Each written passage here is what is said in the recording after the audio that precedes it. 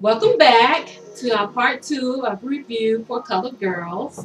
This is Debbie. Hello. This is Mary. Hi. And our friend Carla. She's joining us today. Hi. We have a lot to say again, but we're going to get much in depth about our review today. So thank you for watching.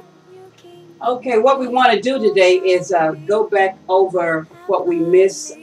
We really didn't talk about the message that the movie gave us. And so what we want to do, we're going to break it down into those mini dramas that I was talking about yesterday. So we're going to break them down, and I come up with nine situations, 9 struggles that I want to say. Right. So the first one is domestic violence. That was with Kimberly, and she was the Lady Brown. And the second one was a doormat, played by Loretta Devine, and she was green. And then we also had the love-starved whore.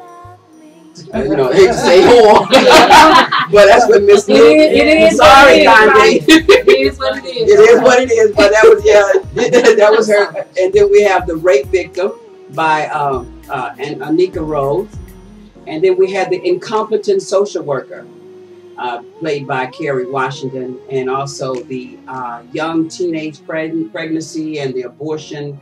It was with Tessa Thomas and also with Macy Gray.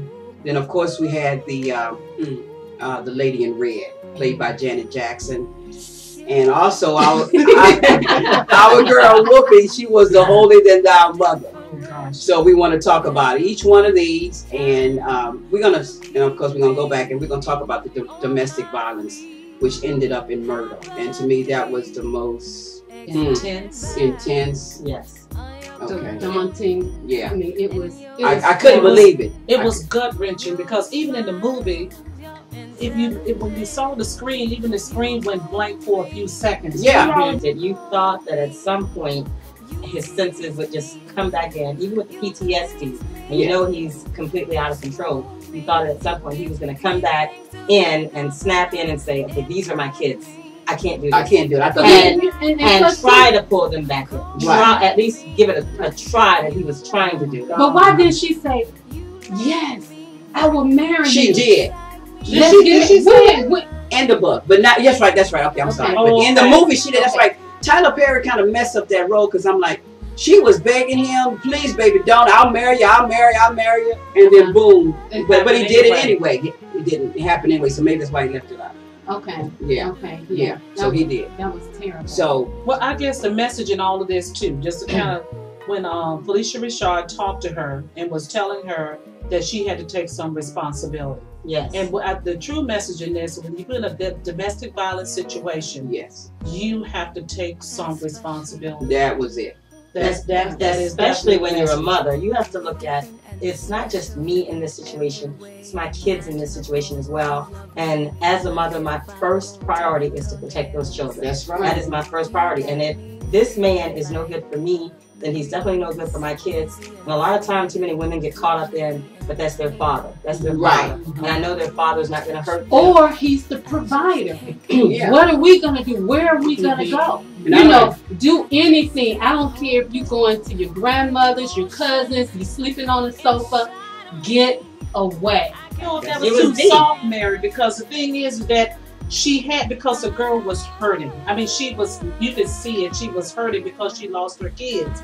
But when you're talking to someone like that, because she tried to commit suicide. Yeah. She had to come to her in that way. Yeah. Right. In a basic, to kind of tell her and show her in a way, you had to take some responsibility because you can't just go and charge at this girl. She could have, at some point, she could have actually went and filed a report to try to at least give her some protection in that household with those kids. Right. Even just to get the ball. My lady, this Loretta. I love When her. you have the I man, love her. the man, they break up and they make up and they break up and they make up. Mm-hmm. No. Because you want to keep giving him the benefit of the doubt. Right. He's going to change this time, or I'm going to change him. Yeah. I'm going to do something to change him. And this time when he comes back, he's going to be mine. He's not going to go back. He's going to stay here. And what do most of these guys do? They know the right thing to say, the right way to get you. They know exactly what works before, and that's exactly what they use on you again. And it works. And it works. And it works. And until you actually can wake up and realize, look, you're actually social raping me here. You're taking everything away from me right here. I'm giving everything to you. What exactly are you giving to me? And are we really starving? Are we really starving for this attention? Yeah. I mean, can you just be degraded? You know, he wasn't committed to it. He had another lady. He went over to her. She done left him plants at the door, flowers at the door. Oh, somebody told you that he moved in with somebody else, and you still will take him back. Yeah. So, you know, we got to have a higher self-esteem. I mean, are you willing to go down with someone, or are you willing to stand up alone? Yeah. The one about the love-starved whore. Yes. So, yeah, we're going to go into that, being love-starved. I mean, here she is, you know, bringing men home at night, strangers. Every night's a different man into her apartment. She's wanting all this attention, affection. And it's like, get out, I'm done with you. So, I mean, you know, that's not the role that, you know, we want, but a lot of women are in that role. And that's what I didn't understand about her. Okay, she was love starved, but how could she throw them away? If she wanted love, she only wanted it for the moment. That's and it. That's what she said. That love was old. Yeah, that's what she said. Quick, so she had to run to the next one. She wasn't fulfilled.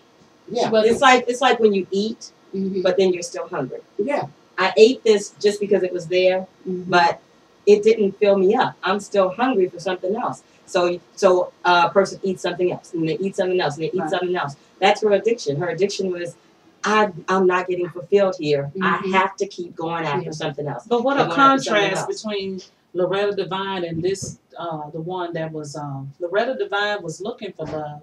He kept going in and out of her life, but she was just getting all the attention. She was able to reel these men in. She was just going from one man to the other. I'm just saying, just such an interesting contrast between the two ladies. Yeah, Loretta Devine just wanted someone that was just going to be there for her. But this other character, she just wanted somebody with her all the time. It was just about the sex and having somebody there for her. When she, I mean, if what I just said made sense. If what I said made sense. Right. But I guess when you think about it, these are all different characters. They're all different characters. It would definitely be a contrast because one was looking for love, I guess, in all the wrong places. Right. And then one wants a love to stay right at home. One is love. Forget all the places. What you want, yeah, love should have brought you home last night. Okay. Yeah. Okay, so monogamy. Okay, but then well, you want to let's bring in why she was love starved. I mean, look at her bringing up. Look at her mother. Okay, let's go to the holier than our mother. Oh wow! I mean, whoopee. I mean, so whoopee. So that that was a problem to me. I mean, that was something to overtake. But I think a lot of people, if you come from a religious home, that putting all on your head, that's not. I mean, anointing yourself with the oil and all of that. That's something that goes on. I mean, so and then praying and making sure you do this and do that, and we don't do this. So they was in a stiff home. Her own father did not love her. He said, "You sure is ugly." I mean, she heard it twice, right? This movie and that other. But Whoopi, you are a beautiful lady. You're a beautiful woman, okay? But I don't know why you get stuck with that line. I don't know. But he didn't love her. So you know what she did? She turned her affection towards another man. This man just happened to be a religious man called Elim or Ilim or whatever his name is. Yeah, she may as well call him Buddha. But that's who she turned to. So everything for her was turned to this religious man, this fictitious religious man is, I'm praising to him. I'm going to him. He's going to answer everything for me. Yeah, the young daughter. Poor thing. She was so sad. I mean, she was beautiful. She was bright. She was intelligent. Definitely naive. I mean, her future, she had a scholarship. Her future was just laid out for her. A dancer, but guess what? She was promiscuous. She was love starved. Once again, just like her sister, just like her mother. Her sister didn't love her. Her mother was too strict. And she thought it was funny to lose her virginity in the backseat of a car. She thought that was funny on graduation night. So, and then she got pregnant.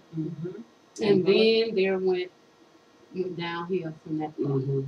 And then she went to see our other person Macy Gray, who played the drunken abortion. Don't tell her mother that she's pregnant. So she could have died going to the back alley. And you know what, young ladies, you know, there are teenagers that want to go see the movie. It's a great, I think, for any parent, I think maybe age 14, 15, depending upon, you know, I don't know. They're having sex early. We can say age 12. Okay, age 12. Take your daughters to go see the movie to know what not to do. They don't want to go through alone. A lot of times kids are afraid because of what's my mother going to say? What are my friends going to say? What's my parents, somebody going to say? But you know what? In all, your parents love you no matter what. I mean, a lot of us mess up. And our parents do love us. But for young kids, you really need to go and talk to someone, whether it's a teacher, like she said, whether it's your mother, whoever you talk to. Don't go do this alone.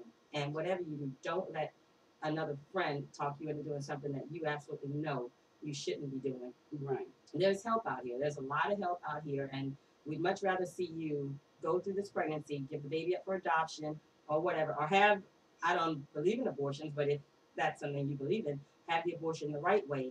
Then go out here and be like this girl with this situation where she almost died. They found her on the street. She almost died. So we went over that, and let's talk about the rape victim. I mean, should we call it date rape?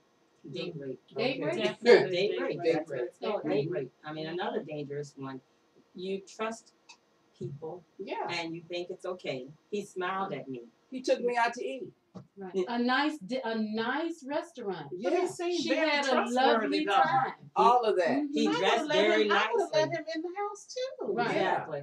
Because he was very He made me laugh. He dressed nicely. He's very intelligent. You know, those are a lot of time we don't see the signs. No. But she could not have seen it. But She what could not have sign? seen There was no way for her to pick up that sign. No. Carla. That was the only thing I can say. I mean, I'm not saying it's, you know, it's date number 2, you bring them back to your house. Maybe that's probably, I mean, he pushed the idea of her cooking dinner. Well, I went out to the restaurant with you. Okay, it's time for you to cook. Right. Yeah. Okay. No. So. But you know what else? Women are also being raped by their own boyfriends. Yes. If you say no, no is no. No is no. No is no. You can be raped by your boyfriend. You know, and there's help out there. The main point in this movie is that she did the best thing. She did the right thing. She sure did. She went to the police. And she reported it. Make sure you do Right. that. She reported it. That's the key. All right. So let's see. We have one more. Of all the characters were great. I liked them all, but it was just a flaw that I felt in the Red Lady, the one that Janet Jackson did.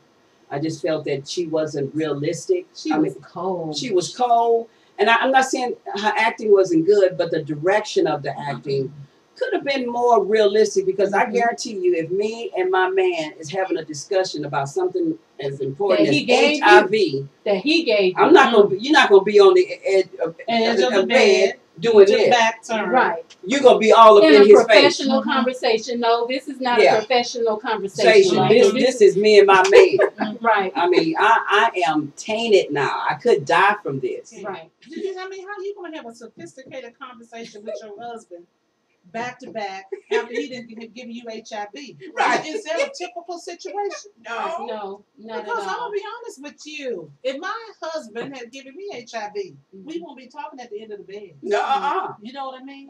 You can probably imagine what's gonna happen during that exchange. That's right. Can you? I'm just saying. Stuff thrown out the window. Everything. Doing something.